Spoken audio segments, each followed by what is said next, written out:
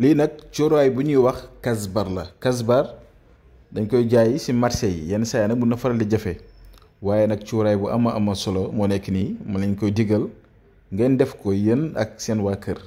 yow mu may déglu am nga yaay am nga papa am nga jabar am nga doom am nga mag am nga rak am nga famille daal ci gàttal bu mu yem ci yow rek na nga ko jëfandikoo yow ak say jege ñaale wala yow ak ñi nga bokkal ndax dafa nekk mbir moo xam ne dafay dimbale doomi aadama ci lépp. ndax dañoo toll ci jamono joo xam ne nii soxorante bi bari na añaanante bi bari na nit dana la gis rek bañ la jóg di la fexeel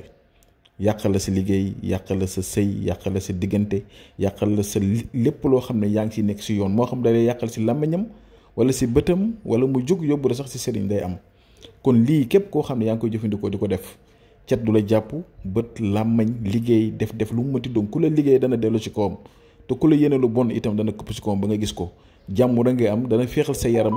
te lépp lu mu ci fekk ci safaan dana ko dindi incha allah chaque guddi balaa nga tëdd compal tuuti rek def sa ànd cuuraay utiliser ko dinaa ci ñëw gën leen ko yaatalal pour ñi nga xam ne ñu ngi bëgg a def istixaara bëgg a seetlu seen mbir wala seen wàllu diggante wala wàllu biddiw ba xam est-ce que ki ngay bëgganteel seen biddiw ànd na wala déet wala ki ngay seeyal bu ko defee mu ngi ñu yónnee message wala ngeen wooñu 76 605 63 19 am na whatsapp.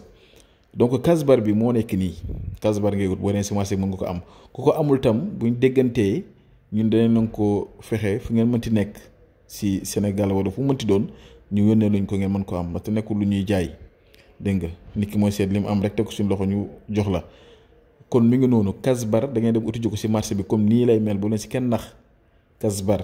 su ko defee moom nii rek nga ko utiliser sa guddi balaa nga tëdd defal sa ànd cuuraay nga bàyyi mu kii si néeg bi yëpp wala si kër gi yëpp wala si appartement bi yëpp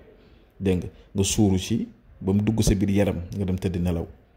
dégg nga lii da ko parce que bi ngeen gisee ma koy expliquer nii pour mu doom yi bari nekkul ne maanaam doom yi da ngay jël doom yi bari di ko jël di ko sotti si biir mun ngaa jël ñetti doom wala ñaar rek ndax dafa fort. moom boo defee ñetti doom wala ñaar rek da ngay gis ne day saxaar su ko defee boo si yoree benn takk mën naa yegg ak yow kon moom nii ngeen koy utiliser rek amul lenn lu muy àndal nii rek la mbir mu am solo ngi nii te maa ngi leen di ñaan tam bu leen ko négliger yow mi ma déglu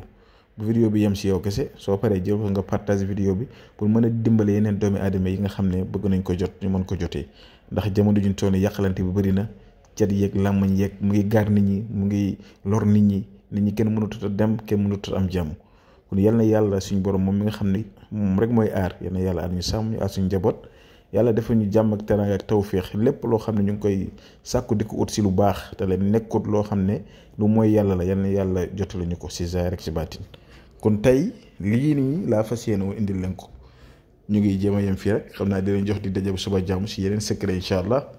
asalaamaaleykum wa rahmatullah wa barakatuhu